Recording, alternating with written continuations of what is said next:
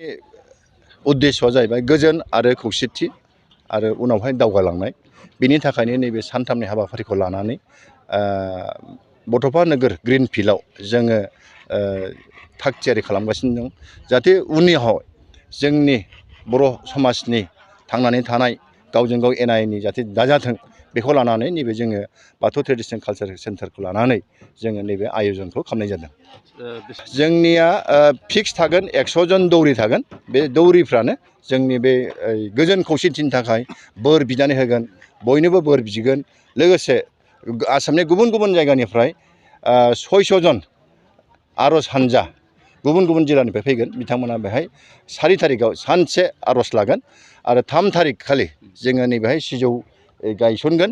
जिहेतु बे सिम्बलिक जोंनि बाथौ थानसालि, बयबो गुबुन गुबुन हारिनि मानसिफ्राबो फैनानै बेहाय खुलुमफैनो हागोन, बोर बिफिननो हागोन। बेजों लोगोसे जोंनि नैबे पेन्डेलाव जोङो जोंनि बर'नि बाथौ गुदि जिथु धोरोम, बे धोरोमनिनो मोनसे जोङो प्रेयार लादों। आरो बिनि उनावहाय जोङो 5 थारिख खालि बे जायगायावनो जोंहा जिहेतु गोदो गोदायनिफ्रायनो जोंनि बर' हारिनि बाथौनि जिथु नियम, बे खेराइखौ जों नैबे पेन्डेल सिङावनो बानायगोन। मानो होननानै बुङोब्ला जोङो दा बावहाय गुबुन गुबुन मानसिफ्राबो खेराइखौ नुफेराखैमोन, ओंखायनो जोङो साननि बेलायावनो नैबे खेराइखौ खुंनानै देखायनाय जागोन। थि हिसाबै जोङो आसामनि मानगोनां गभर्नर सार बिथांखौबो जों लिंदों। लोगोसे आसामनि मानगोनां मुख्यमन्त्रि डक्टर हिमन्त बिश्व शर्मा, बिथांनि बिसि रिंकि भुइया शर्मा आब'खौबो जों लिंहरदों।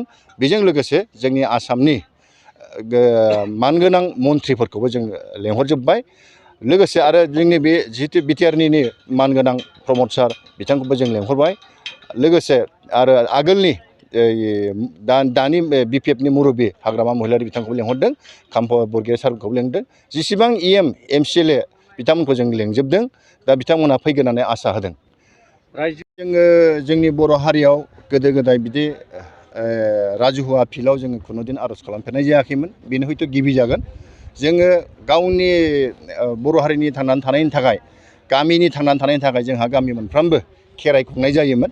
बे मोनाबिलि समाव खुंनाय जायो, नाथाय बे मोनाबिलिफ्राव जोंनो नायनो हायामोन।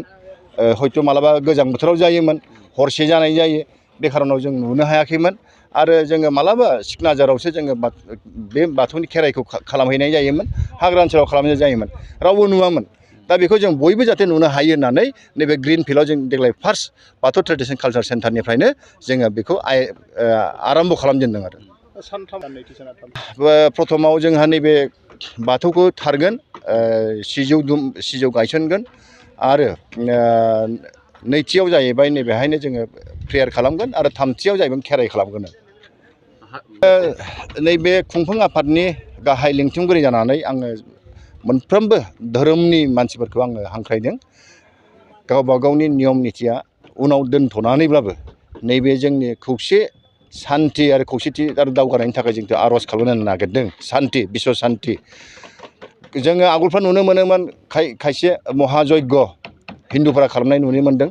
दा जोंनि बेलायाव जोंहानो थाखानाय बाथौ धर्म दं, जों बेजोंनो खेबसे गोजोन खौसेथिखौ जों आर'ज खालामजेननो जों सानदों। दा नंखायनो जोङो प्रत्येक धर्मनि मानगोनां दैदेनगिरिफोरखौ बावहाय फैनो थाखाय आं बाहागो लाफैनो थाखाय गुरै खावलायहरनाय जाबाय।